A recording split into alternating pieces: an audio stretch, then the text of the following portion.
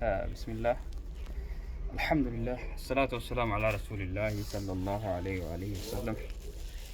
كم جرتنا خبجن توتا دعوتوتا خينا إن شاء الله أرانتنا كتير أجندة بدا تربان خنا خك اللي سكان كبرتي ديم سفما جرو راين يارتو كوفي لما دبتشوار بعده ما إن شاء الله نمو أوبسان شكاسا akkuma beekamu gartee torbaan kana keessa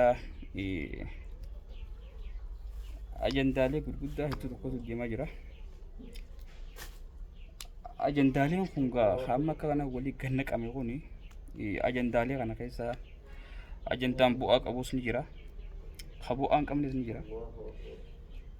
Irra guddinaan garuu wanni irratti dubbachuu barbaadu ajandaalee ganama galgala akkanatti qilleensaan gubbaratti bocamu kana hagartee hoggaa nuti moobaayil kana ol seennee hoggaatti qabanne takkaa rabshaa takkaa yaa'ii kanuma harkaa ollu kana an kana dhibe bar nuti warri osoo afaan kaatu kun maaltu nu darare hin jaabara maaltu nu darare yoo itti dhiifne hin ta'u yoo warra wal arrabsu kana takkaa yoo warra wal faarsu kana walit dhiifnee cal jennee jireenya keenya jiraanne hin dandeenyu qoy nuti bara ajandaa nu buucame qabnaa bara ajandaa nu buucame irra deemna. Rabbiin subhaanahu wa ta'aala agartee ilma namaa kana hoggaa uumu waa bilaashii hin uumne waan uumeef qaba.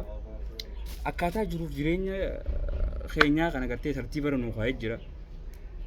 Amma dhiyoo tana gartee ramadaanaatu ture ji'a kabajamaa san keessa du'aa godhachaa ibaadaa godhaa namu haala bareedaa tokko irratti deemaa ture.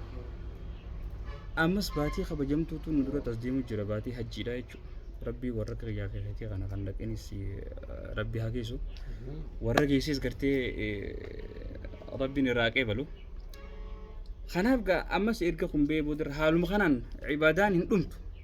Baatiin tun guutuun hoggaan kun guutuun baatii gartee ji'uma ibaadaati jechuudha. Ji'uma gartee ibaadaadhaaf rabbiin uume jechuu barbaadeeti. Duuba reegaa wanni hoggaa nuti moobaayil harkaa qabnaa hoggaa ol seennee gartee xiqqasha waan takka waan bu'aa qabu takka laalleennee onneennu asii marri wali keejaan oggu takka nama gurguddaa wali kaa oggu takka ijoollee baxaraanaa wali kaa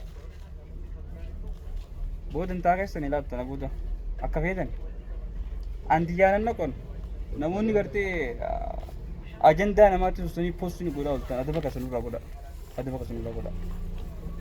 qamaatiin hin dhorkina waan babbareedduu kan nu dhiisaa miti waan keenya waan babbareedduudha itti ilaalla waan babbareedduu itti ilaaluu feena ajandaa hin taane sanurraa dhiisaadha. Inshallah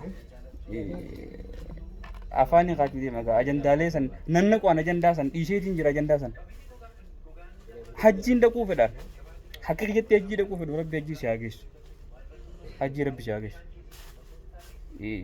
warra ajandaa rabbiin nuuf tolchee nuuf boca irra deemu sababni nu taasisu amma fanganuman jaame wabillahi tawfiq. Assalaamu alaykum wa rahmatullahi wa barakatuh. Galatoomaa.